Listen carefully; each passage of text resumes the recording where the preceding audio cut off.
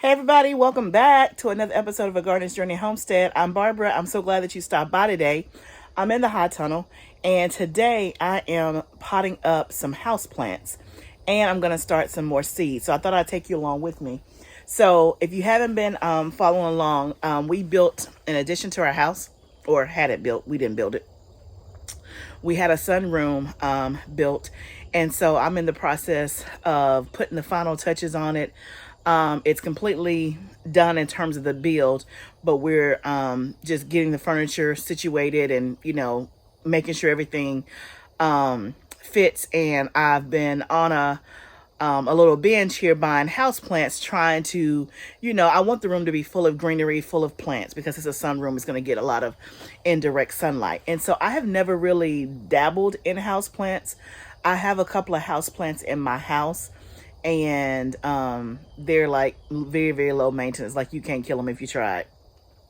But outside of that, and those were from funerals, unfortunately.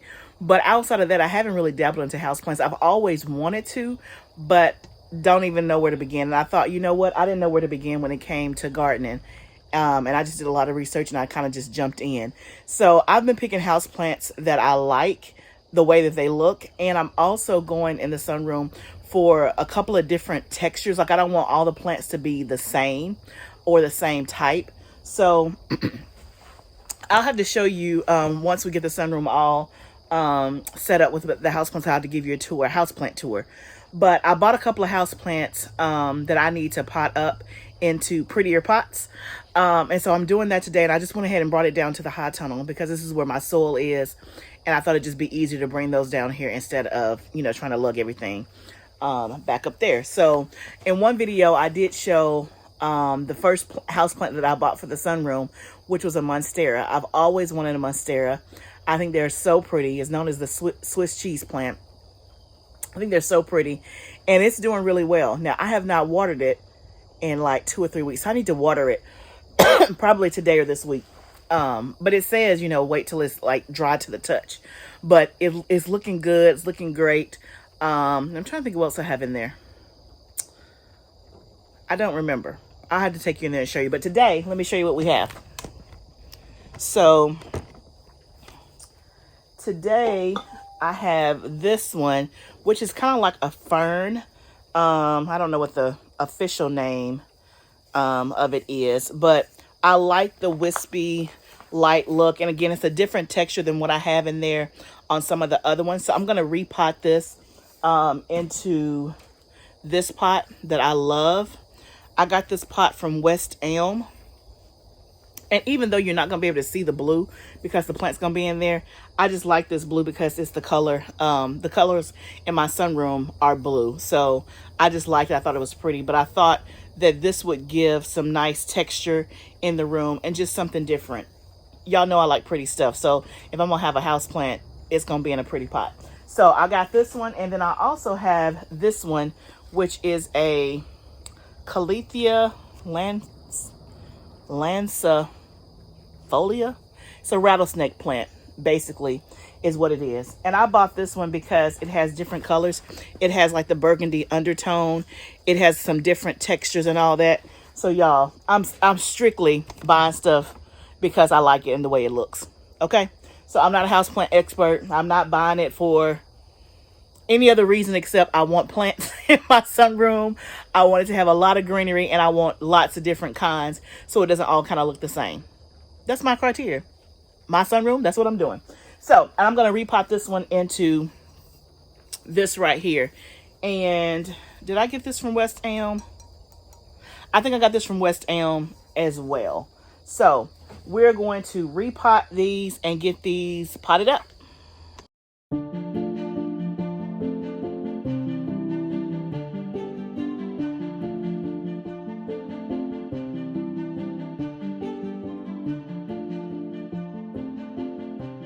Okay, so we got those two plants potted up. So I think that looks nice. And so we'll water that in and then that will go. And this is actually a decent pot too that I can use for something else.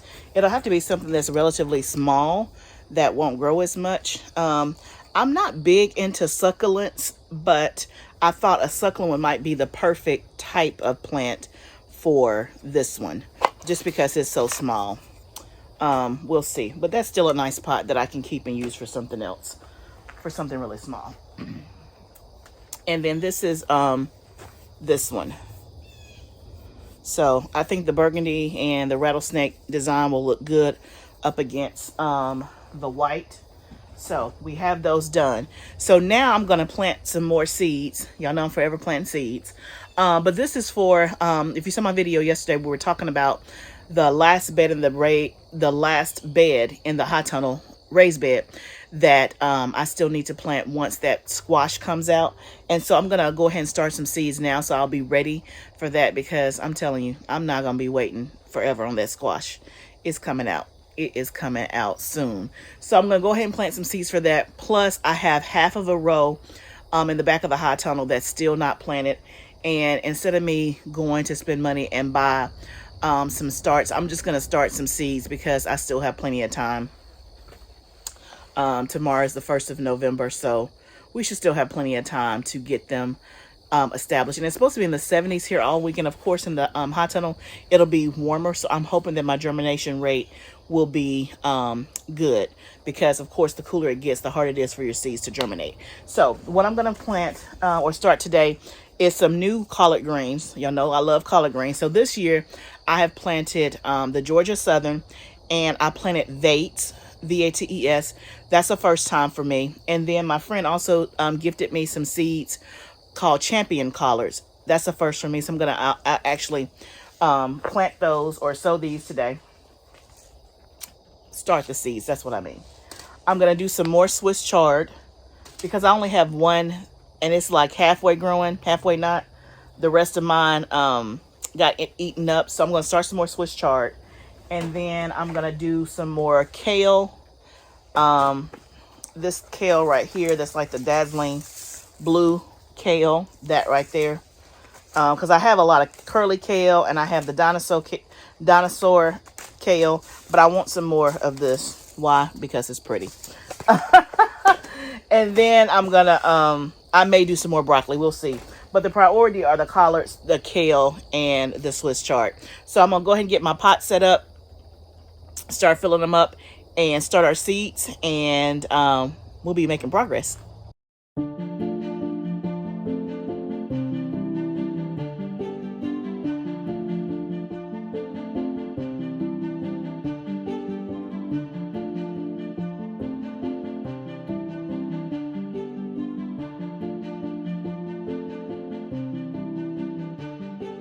Okay, so I have all of my stuff, my tray, the potting mix in there. I did wet it. I'll always try to wet it before I plant the seeds, and I've done all my labels. So I've decided I'm going to do, and I have the rows kind of going vertical, so there's 4 in each row. I'm going to do a row of Swiss chard, so there'll be 4. I'm doing 3 rows of the Champion greens. I'm doing 2 rows of the dazzling blue kale, 1 row of the broccoli, and then I'm going to do a little experiment. I am going to do a row of carrots. I'm going to start some carrot seeds and see what happens. First, will they germinate? And then if I put them in the ground, will they make it? Experiment. I had 1 row left, and I was going to do more bok choy, but I can't find my bok choy seeds. So I don't know where they are.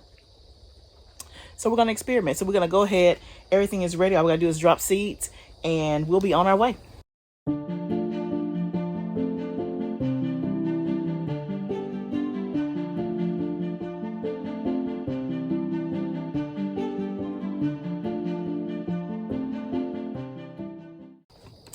Okay, so I have all of the seeds planted. I'm going to give it another mist of water. So I'm excited anytime I plant seeds. But I'm excited to do this little experiment with the carrot. And again, I know that you're supposed to direct sow carrots. I know they don't like to be transplanted. I know all that.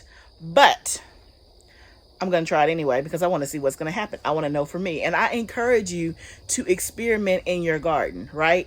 So you guys know that I tried carrots in the high tunnel, and they took really, really well. They did fine, and they're doing fine. The ones in the back, it just did not germinate as well. And I've tried like 3 or 4 times. So I don't have as many carrots as I want. So this is an experiment, but if I don't get them, it's not a big deal.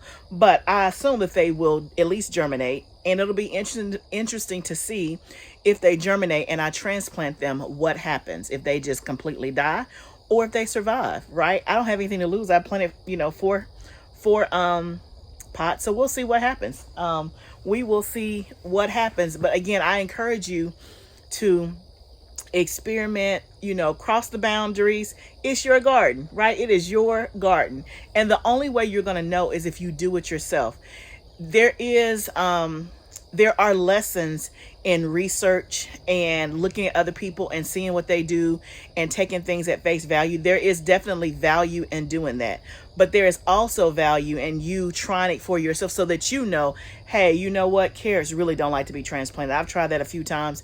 It never works out, right? I told y'all that this summer I started squash. Again, most people will tell you when you read, it'll tell you that squash doesn't like to be disturbed and to just sow it in the ground.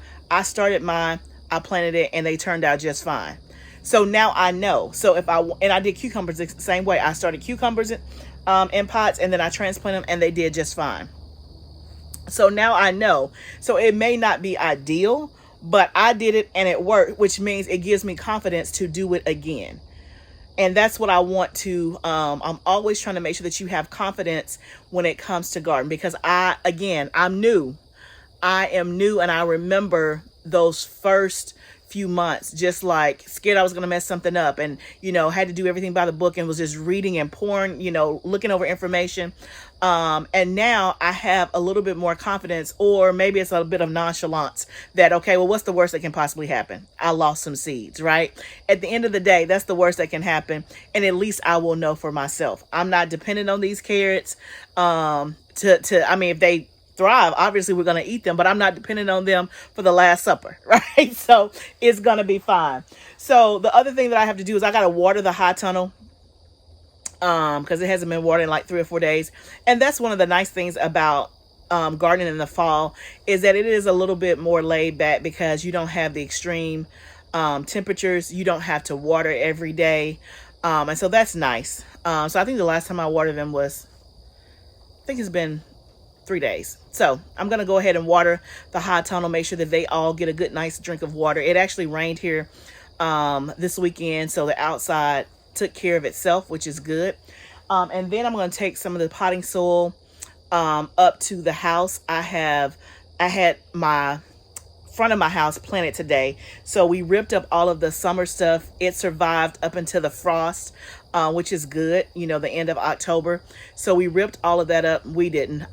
I had some, my brother has a landscaping company. So he does like my landscape in the front of my house. So he and his team came today and they ripped up all of the old summer stuff and they planted pansies all in the front yard.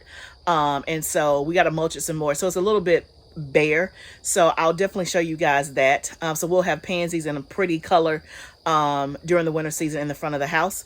And then also I had bought more pansies than what I needed. And so he just filled up all of my container pots with pansies that was left over. So I need to go add some more soil into that and then also water it. So I'll go ahead and end this here. So that way, I think by the time I get up there, it may be, starting to be dusk or whatever. But thank you guys so much for joining me today as we started some seeds. We got our house plants. And if you are a house plant expert, please put me some tips down below.